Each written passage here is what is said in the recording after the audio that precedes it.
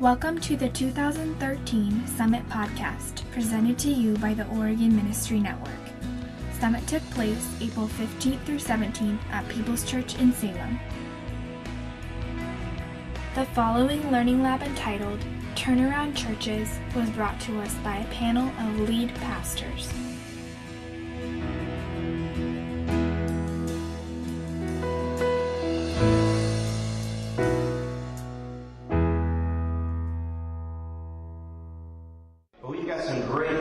Stories here today.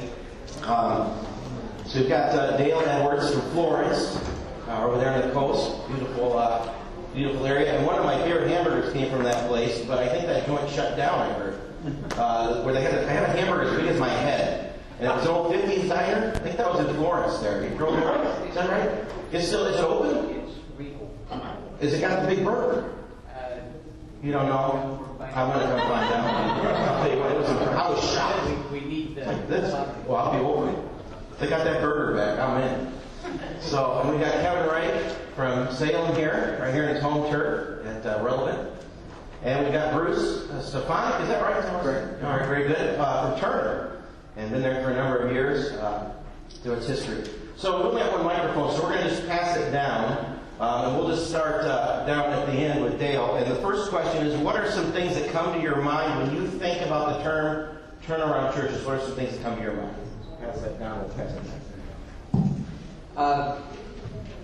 A couple words: work, patience, exciting. Probably one that probably slow down. Yeah. Just a few. Good. I think number one for me would be rethinking. So often you get stuck in a rut, and if you've been in a church for a long time, there is a process of comfortability and just keeping the same thoughts and having to constantly go to a place of rethinking, not the message, but rethinking how we're presenting the message. Rethinking how are we approaching people, how are we approaching the culture, and what is your culture? So rethinking the culture aspect. And another one is being intentional. Because if you just kind of shift it into neutral, how it's always been, it's not going to change. So there's got to be some intentionality about it. I think about CPR and old age, and something's about to die if we don't take drastic action. I think churches find themselves in that situation for some are natural processes of health. You know, they say the average life cycle of an organization is about 10 years. And unless you do something at the end of that 10 years, it's either going to die or it'll just move into a place of irrelevance. I'm not sure which is worse. But I think it is taking a look at where you're at, and if you don't make some course adjustments, and where you're going to be if you don't make some of those decisions. And so, yeah. Very good. Well, the next thing that I think would be great to hear is a little bit about your church. So if you could tell us how long you've been at your church and how you arose at that church, you know, what brought you on staff to lead that church, and what appeared to be your greatest challenge when you arrived. Yeah, everybody will start down here. Okay. Then we'll come back for the question. Yeah, that's good. Well, we came to Florence in October of 2011. We went there to do an interim. We were going through kind of a rough patch and a difficult transition. And we went there to simply guide them through the process of selecting a new pastor.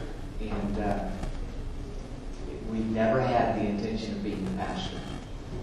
I retired, whatever that means. 41 years of pastoral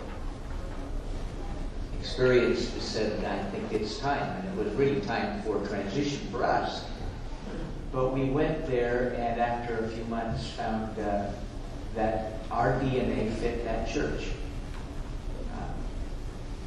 Florence is a destination retirement community, which is kind of a unique thing because it has a draw literally from across the country. I have people from Brooklyn, from Boston, from Miami, Chicago, a lot of California transplants, transferred wealth there, and our age fit that church. And it was amazing how, as we've been there, it's just worked. I guess part of it is that we kind of fit the genre of what is there. We did not go there though to become the pastor. Not that we were against it, it's just that those days were behind. There is a way that seems right unto man. So that's what drew us in. What was the greatest challenge that you found when you arrived? I think the biggest challenge was they had just gone through a very traumatic pastoral change. You had a lot of hurting and wounded people, wounded in the sense that expectations, the way things had been handled, a lot of hurt. And I think that was the biggest thing we had to work with. Bringing healing to a wounded church, I think is probably the biggest challenge. And, the Lord is big, and if you love people, kind of interesting how healing comes very quickly. My situation is rather unique. I was at the church since 1990, so I've been there a long time, a long history.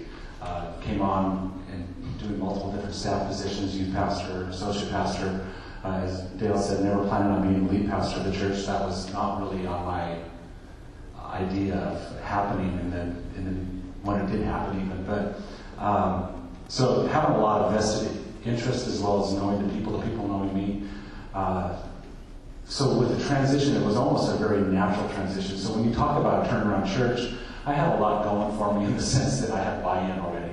People knew me and I knew them. I knew where the church had been. I knew where we were at presently, and I had a vision of where we needed to go. Whereas oftentimes people that are coming into a new facility or into a new environment, you're having to gain trust and confidence of the parishioners and earn credibility with them, where I had already gained the credibility. So some of the changes that we made were really quick changes. A little hindsight probably would have slowed down in some areas. So thankful for the staff at the office because they kept me on task and helped me to stay balanced in it. You come in and you see a lot and you're kind of going, I want to make this change, and going, is this wise change to make? I think the greatest challenge, a church that has been there since 1959, great heritage, great pastors all throughout history. I believe that the mission focus at that time was a great mission focus in reaching the city and reaching the south gate of Salem. I think part of what had happened throughout the years is the comfortability. They had lost the focus of why the church is the church. They had lost why we're there. And so recreating a new culture to say it's not about us in the four walls, it's about the people in the community. And so kind of getting that different mindset, expanding their focus. The culture of our church was an older culture, not knocking that, but the mentality of the building, or the mentality of the people, and then the facility itself was very, very old. And we would have people coming in all the time going, man, we love what we feel here, but we can't handle what we see. So one of the things was remodeling the facility, which was a huge task, but it was well worth it in the end. My situation is a little different too, in that we were missionaries in Latin America during the 90s. We came back to Church on the Hill at the Turner campus, which is on exit 248. That was a church again, started back in the 50s, deep roots in the assemblies. But there was a moral failure on the pastor's part in the 90s. So when I came on staff in 2000, the church was about 80 people on a Sunday morning. And it was running probably 600 or 700 in the 90s. So it was quite a drop. So there was that aspect of trying to rebuild from the ground up. And then over a period of 5 or 6 years, the church was back up at 400 or 500. And then we felt like God spoke to us about a multi-site. And so we began to pray as elders and felt like God wanted to. Our church is on exit 248, as far south as you can get. So it's in Salem. It's literally the dividing line.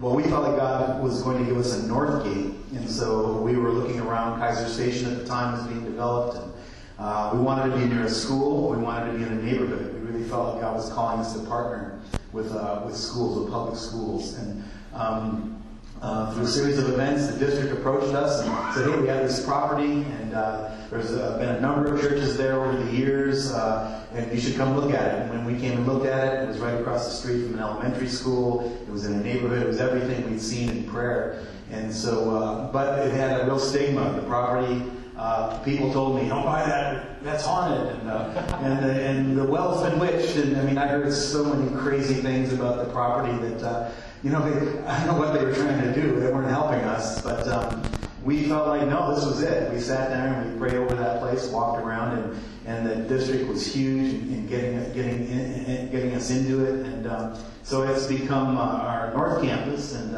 it actually has outgrown population-wise our South Campus. It passed our South Campus up about a year ago. And our North Campus is unique because it's runs around 600, but about 65% of those are in their 20s. So it's become a very much 20-something gathering. Maybe because it's at 11 o'clock, that's probably part of it, just sleeping in. I'd like to help you with me.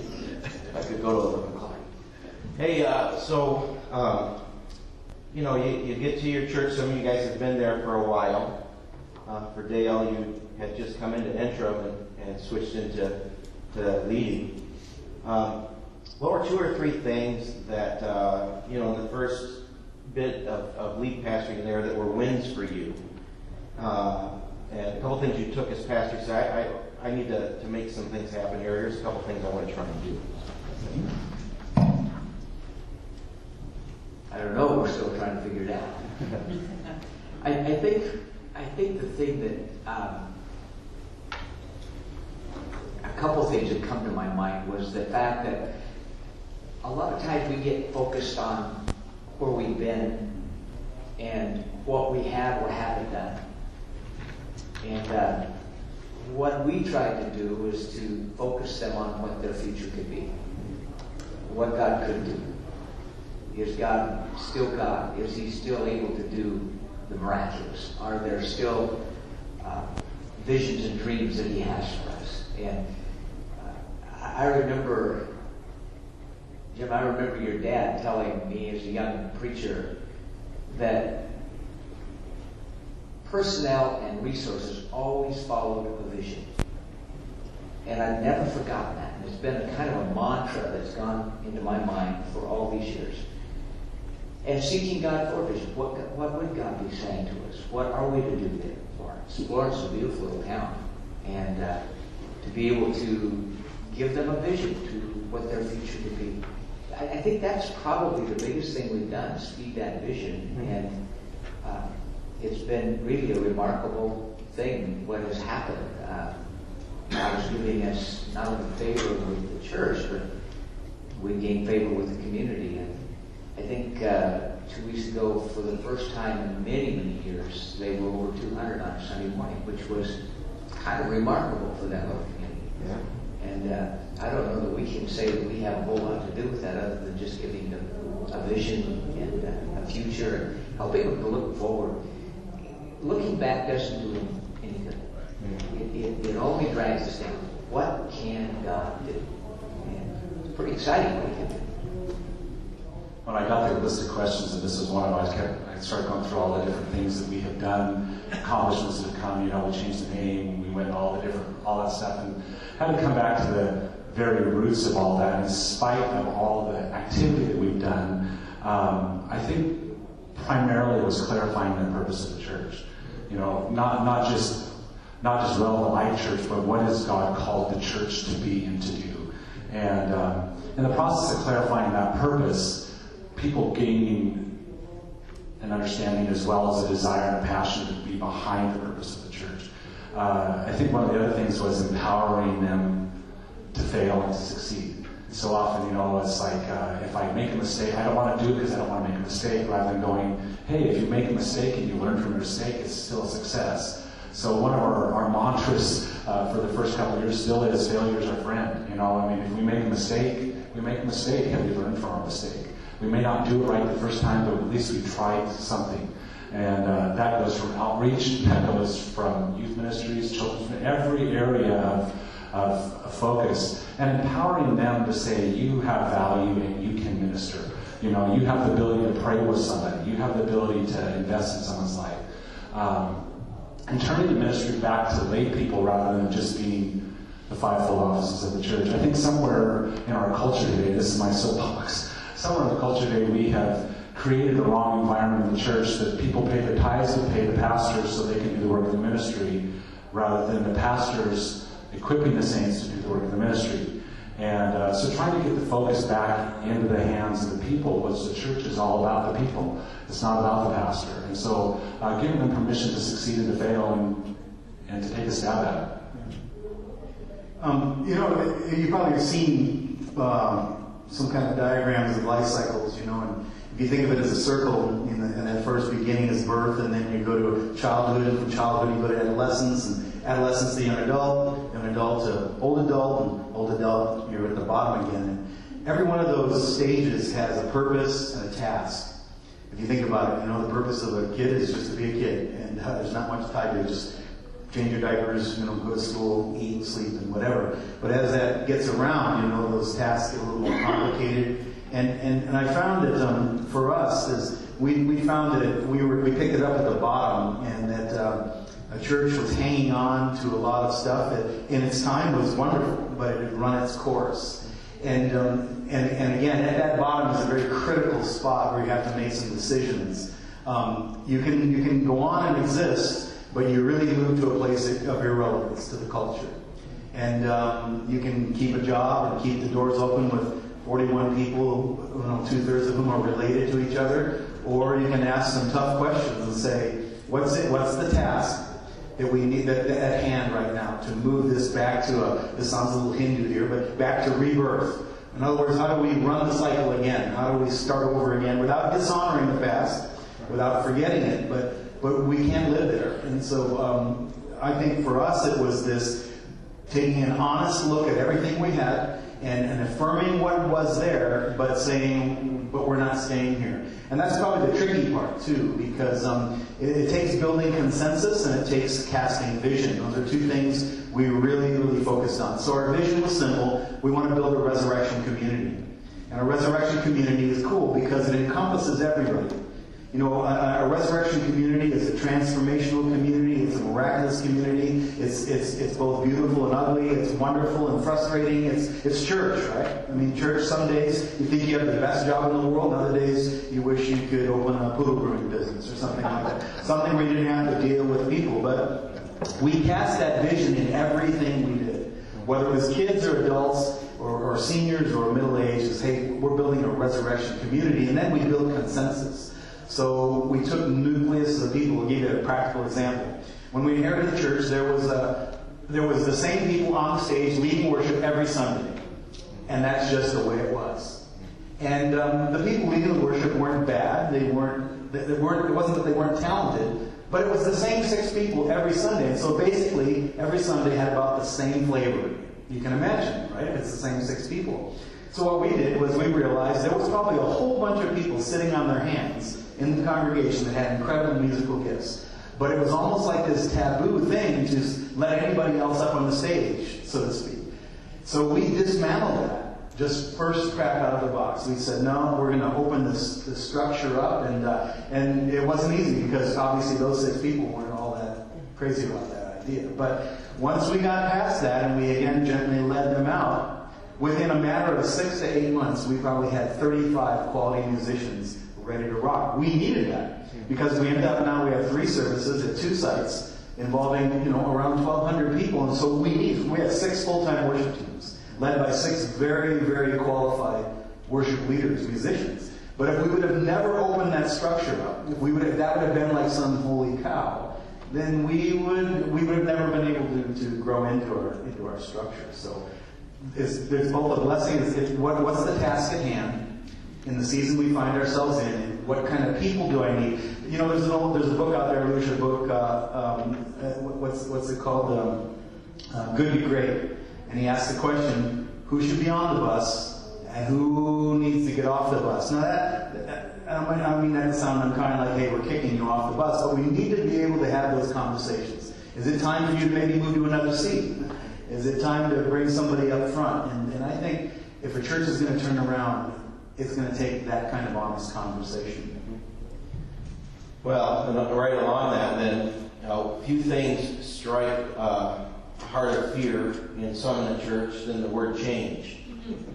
You start talking about change, and some of them don't even want to change where they've been sitting for the last 10 years, much less anything else that happened. So you just spoke about a little bit of change. You know, as a pastor, you have to navigate change to turn around. Otherwise, you're going to keep going in direction. So in navigating that change, what have you found to be the best way to approach that so that you keep as many people as possible moving along with you in that process? So what have you found to be some great lessons that you've learned in making changes?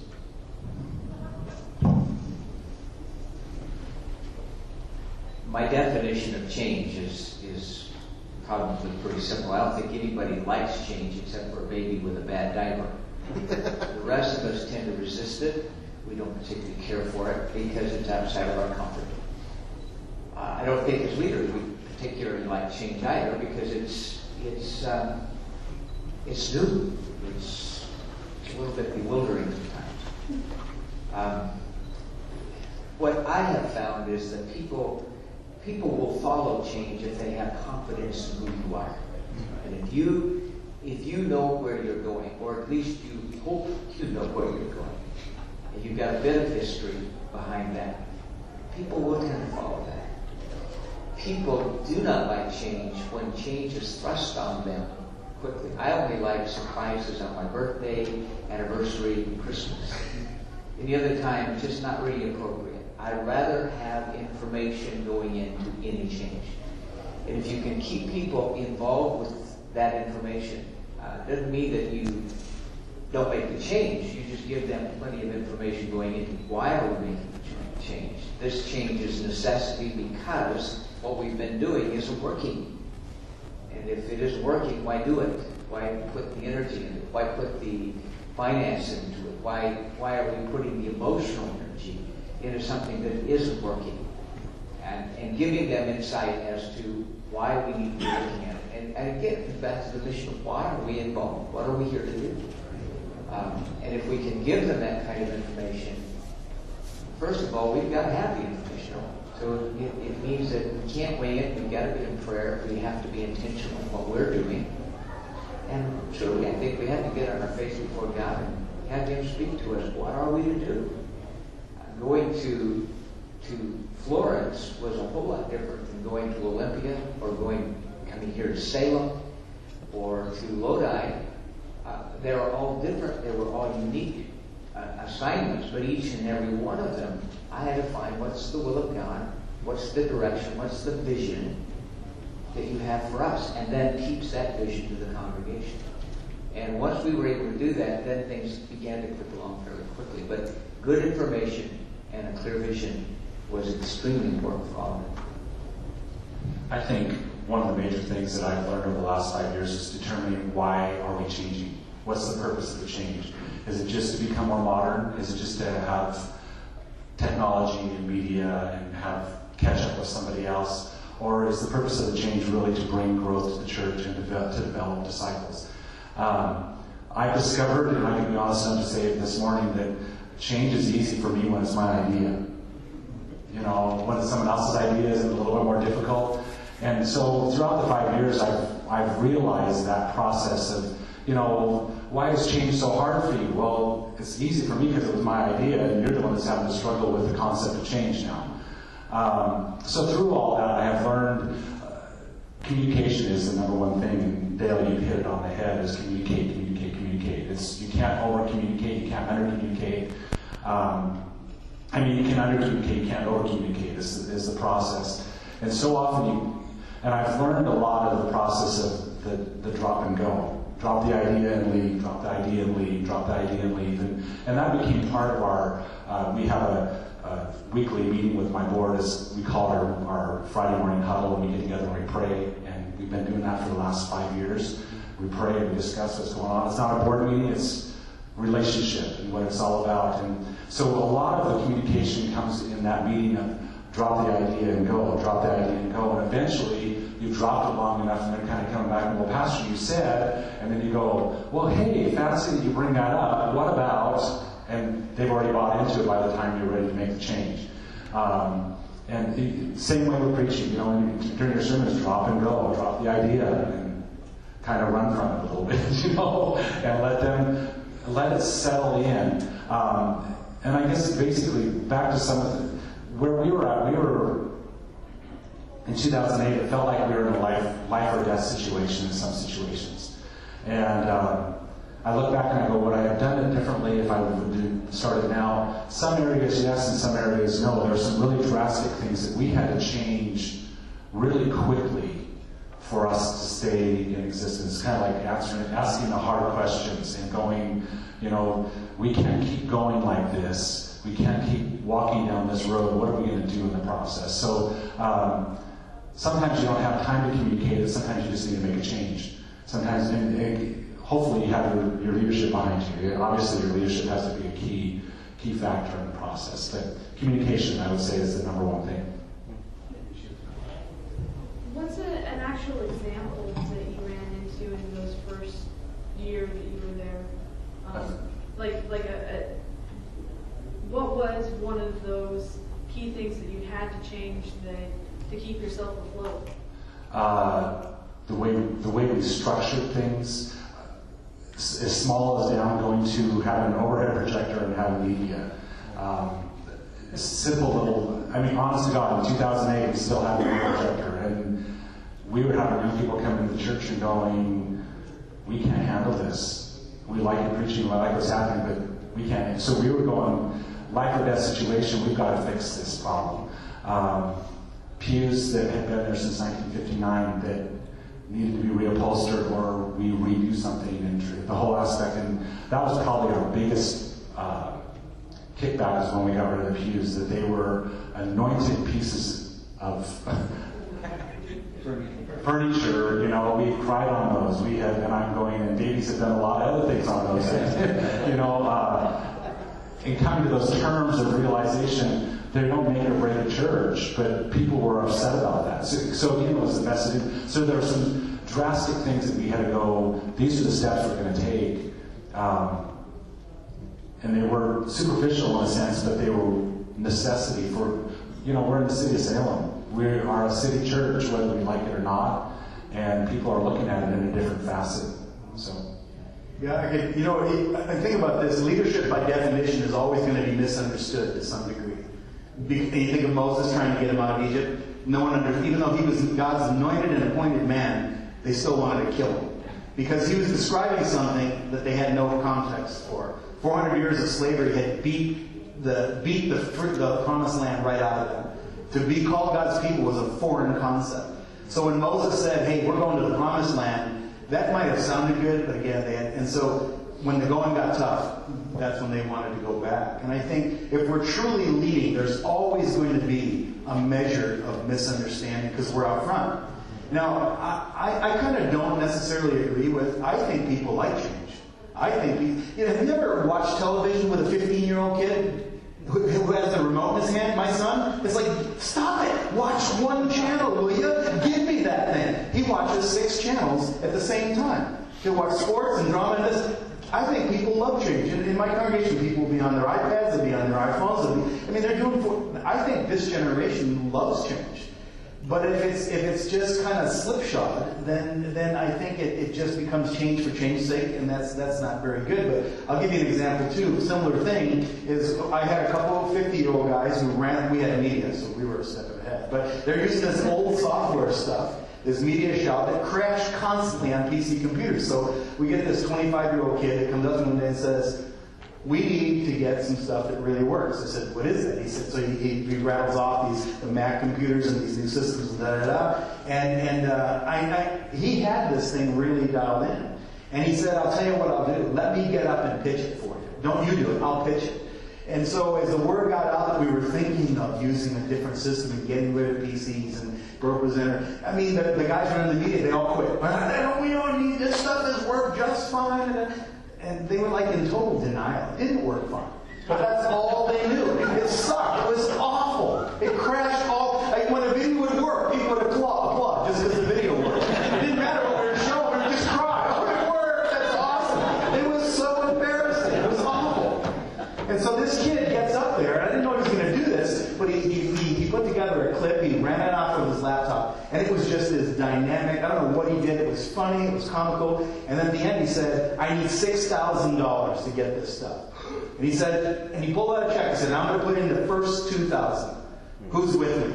And we had $6,000 in minutes. It was just amazing how he set it up. He did it well. He didn't disrespect the guys who said they were going to quit and, a bunch of losers. No, he was very nice about it. He was really cool, but it was like he communicated it. He respected what was there, but he pointed us to the future. And I know you don't understand, but when I get it, it's going to be awesome. And we never looked back. And honestly, some of those media guys, they did quit. But you know what? That's okay. If you're going to quit because of that, you don't belong there anymore.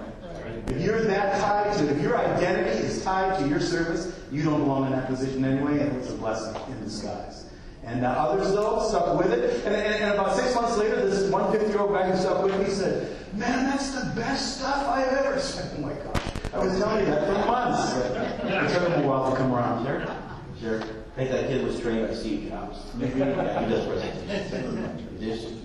Well, if we're looking back, some of you have a longer history, but if you look back at your time where you're at now and the turnarounds that you've seen happen, running 200 in Florence, that's impressive. And what is it that you think, boy, if I went back again, I would tell myself this, I'd do this a little differently, I'd coach myself about this thought. Is there anything that comes to mind when you look back at your time, something that you might do differently?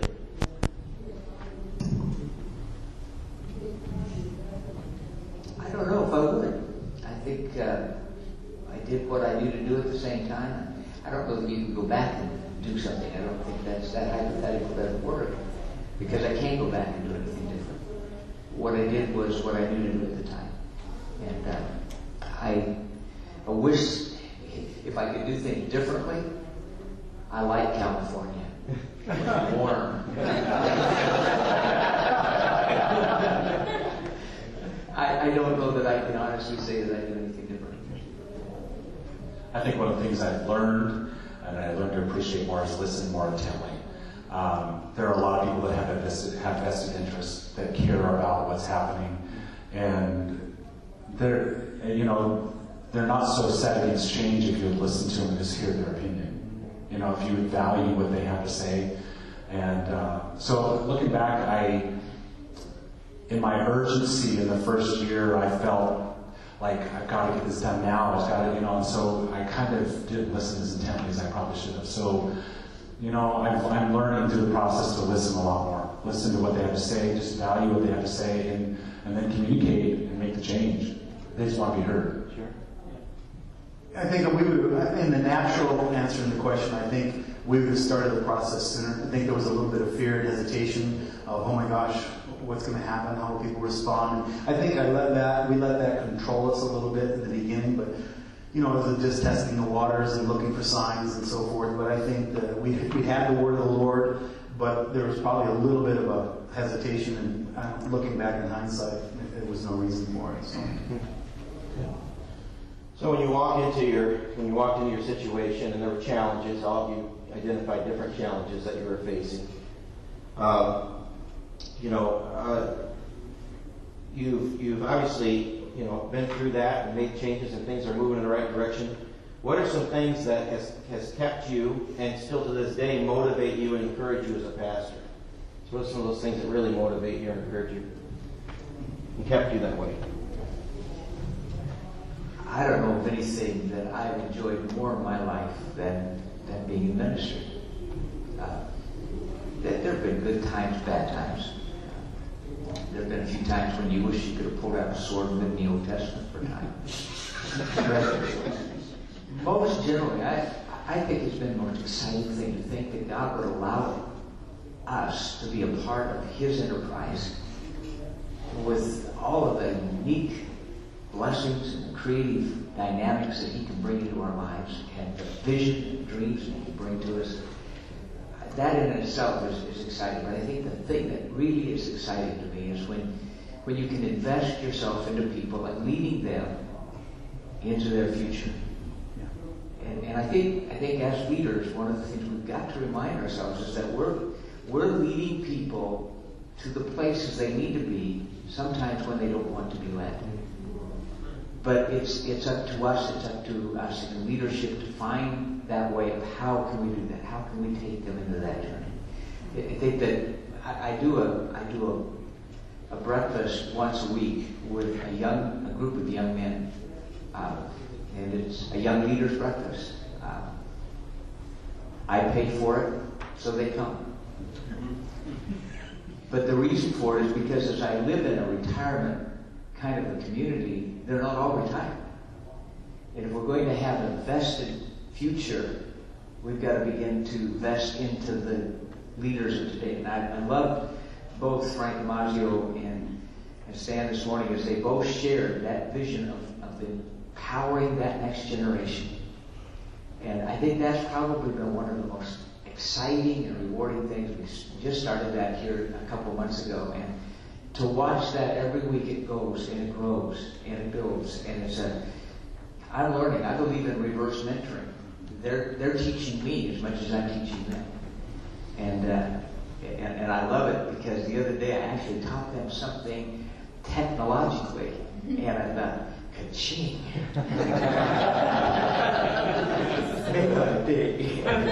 Doesn't happen every day. But to be able to be a part of that, I think that's to see it happen, to see it work out in their lives. I think that's the cool thing. I think there's two things, and it goes back even to our calling and remembering the moment of calling in our lives as pastors. And I'll say this. I think it's number one, knowing that you know that you know that you know that you're doing what God's called you to do, even though it's hard, even though there's the rough moments. It's the affirmation from God. You know, you may not have the affirmation of the voices, you may not have necessarily the backing you, but knowing that the change that God's bringing is a vision that He's placed upon your heart, and there's a purpose, and you have to fulfill that. If you don't do it, you know, and I think one of the in insecure moments, I remember talking with Lee, you know, going, "Can I do this?" And he said, "If God didn't have you to do it, He wouldn't put you there. He's equipped you, and He's given you the ability to do it." And so it's going back to that affirmation. That secondly is, I think probably all of us concur with this, is life transformation. When you see the people coming in off the streets and souls getting saved and their hearts being transformed and discipleship taking place, and a couple that was living together that's coming to your church for 6 months, all of a sudden they go, we want what's here, we got to change the way we're living, we need to get married, can we get married, will you marry? You know, that's what it's all about. That's what it's all about. You know, it's not about, and it rubs some church people wrong, but it's not about the people that are already in the church. It's about the people outside the church. That's what it's about. We have come to go into all the world and preach the gospel. And it's not just to make the Christians feel comfortable and warm and welcome in the chair on Sundays. It's what are we doing in the community and making an impact? Life transformation. You know, when you think about it, a building's important and clean floors are important and current technology is important to a degree, but that's not what people are hungry for. People are hungry for exactly what they were talking about this morning. I want to belong. We live in a broken, fragmented, dysfunctional, perverted culture. And they're hungry for family. They're hungry for connection. And, you know, I mentioned that word resurrection community. There's a book I would recommend you that actually shifted literally the course of my life. It's written by Eugene Peterson, the author of The Message. It's called Christ Plays in 10,000 Places. That's the name of the book, Christ Plays in 10,000 Places. And in the book, he describes how Jesus has been present in creation, He's been present in history, and He's present in community. And that community piece is us, that's the church. And we're a resurrection community. And so everybody has, if you think about it, a resurrection story. In old vernacular, we would call that your testimony, right? What's your testimony? But it's a resurrection story. And the cool thing about this is what we have in common. We don't have in common our age or our education. What we have in common is, I have a resurrection story, you have a resurrection story, and it doesn't matter how old we are. The point is we've all met Jesus.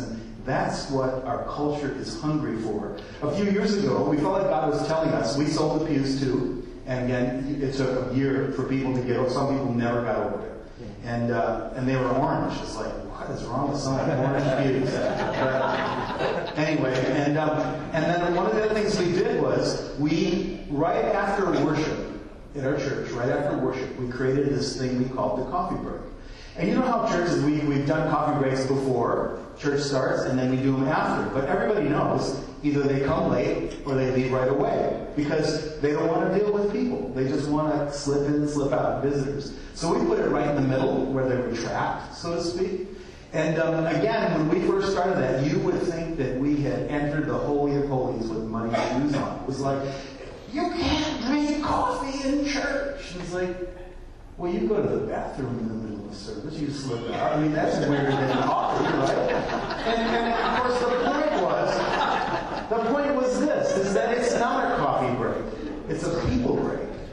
And I'm not kidding. I've had dozens of people, I'm not exaggerating, come up to me and say, I mean, it's only like 7 minutes long. And then we just go right back up. The worship team comes up, they do a number, and we go right into the teaching. But people have come up and said, I've gotten to know more people in a 7-minute coffee break than I did in 7 years in this church over here. It's amazing. We do this other thing on Easter Sunday. We call it, visitors come to church on Easter. And the fact is, most of them don't come back. They just, come on, let's be honest, they don't. They come and they expect, camels and live productions and the best choirs, and right, they do. And then the preacher to get up and do this polished thing. And so we have this thing, we say, rather than me doing it, let's let people tell the resurrection stories about where did they come alive. And so we put it up there. We had a guy this Sunday, or this last Easter, he was part of our resurrection team, and we filmed it all. So it's on DVD, so there's some control over how long they can't ramble. It's all edited down. And this guy told a story who came to us 2 years ago on Easter. And he said this guy was kind of a big, about 29, 30-year-old guy, tattooed, looked like a kind of a biker or something. And he got married, and his wife, after a year, said, I'm done. I don't want to be married to you. And so he freaked out. He's only 23 at the time. And he said, well, maybe I should go to church. And so he got up one day and by himself went to go find God. He'd never been in a church in his whole life. He shows up at a big church. He pulls into the parking lot. As he's getting out of the car, he's putting out his cigarette. And there were 2 ushers at the front door. And they saw him get out of the car, and he walked up. And they said, good morning, can we help you? And he said, well, I was thinking of going to church this morning. And they said to him, they kind of pulled him in close and said, this probably isn't a good fit for you. And he said, okay. And he turned around, got in his car, and drove off. He said, I never went back for 6 more years. He said, then my firstborn son, or my firstborn daughter was born. When she was born, he said, I had the same idea. You know what? We should probably go to church. We're parents now. And so he packed his wife and his little girl in the car, and they walked in on Easter Sunday at our church 2 years ago. And they heard these resurrection stories. Gave his life to Christ. And this guy never misses. He sits in the front row. He's like 32 years old. He's in the exact seat, and he's ready. He just sits there every Sunday. And again, it's that connection with that resurrection story that we're not professionals. We're part of a messy thing called community, but the most beautiful thing on the face of the earth that Jesus gave his life for. He didn't give his life for buildings or for technology. Those are all just tools. He gave his life to create authentic and deep and loving community, transformational community. So this is for any of you that want to answer, or all of you if you'd like. What's been a recent win or a miracle that's happened recently in your church that's really been an encouragement to your people, to you maybe? Maybe a story just like that was shared now. Anybody have anything in that?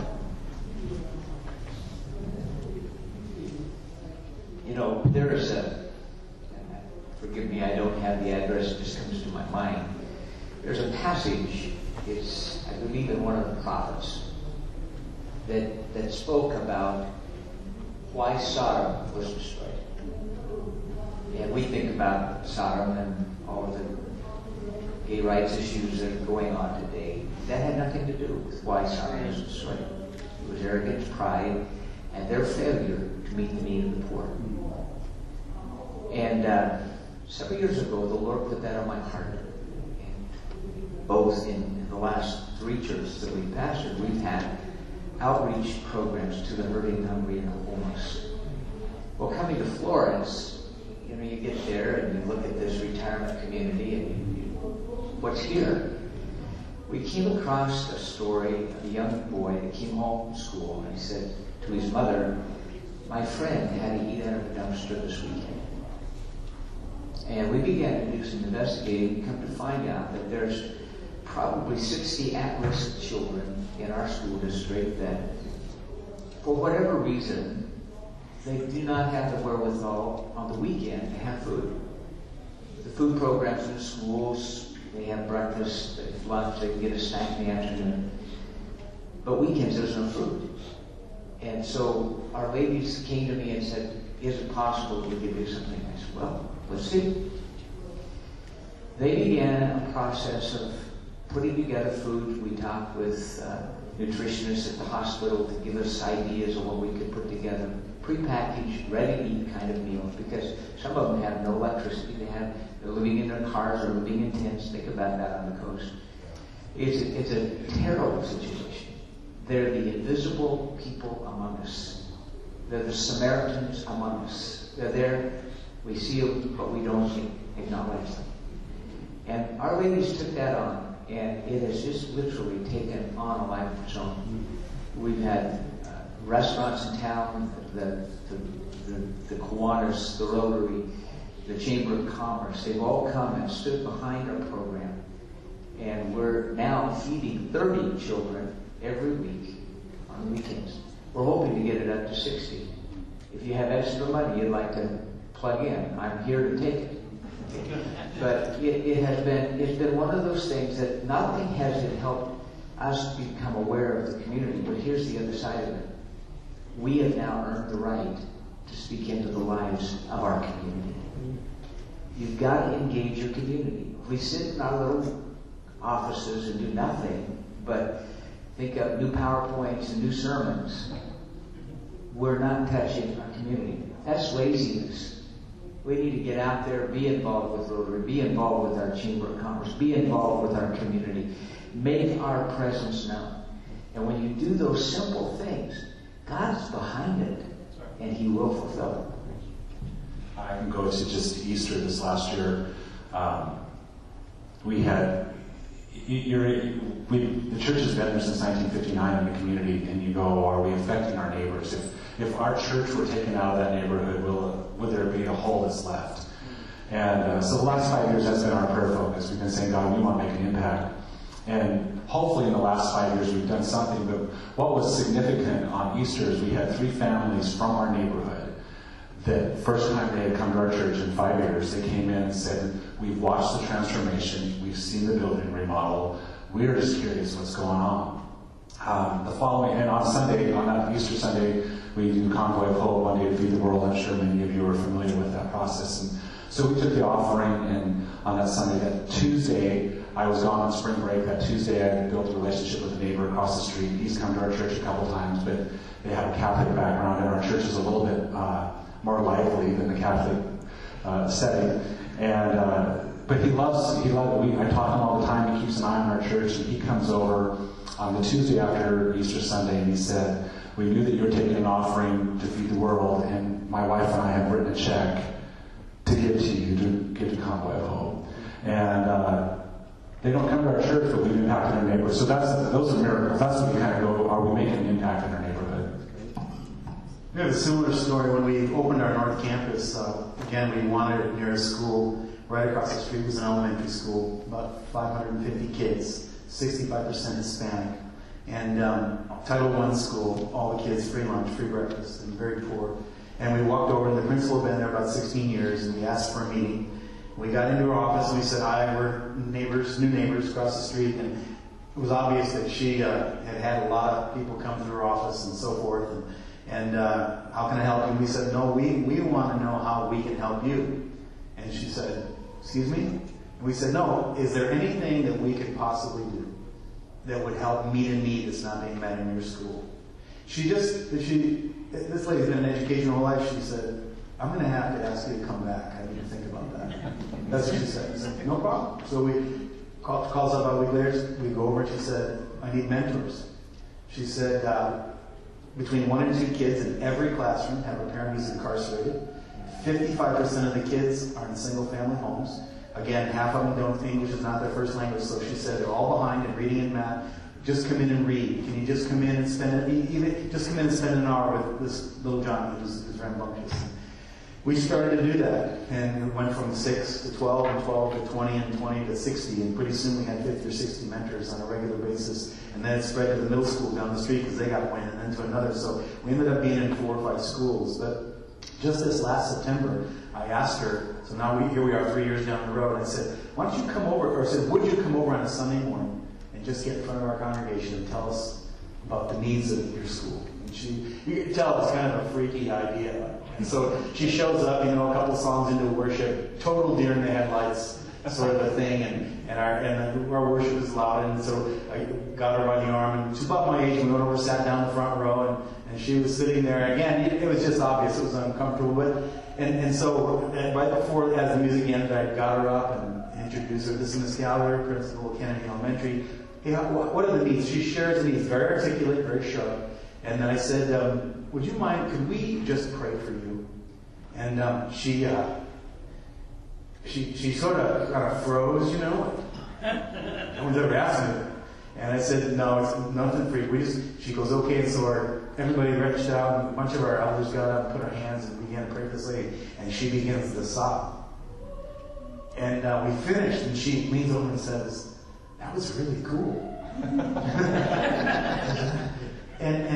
And something happened there. And again, so it's really cool. Here's this secular educator speaking to our congregation, and in a sense, just connecting with us in a way that was it would have really been unlikely. And it was touched that we went to them and didn't ask them. I hear angel. It's probably over. Are we all going to die?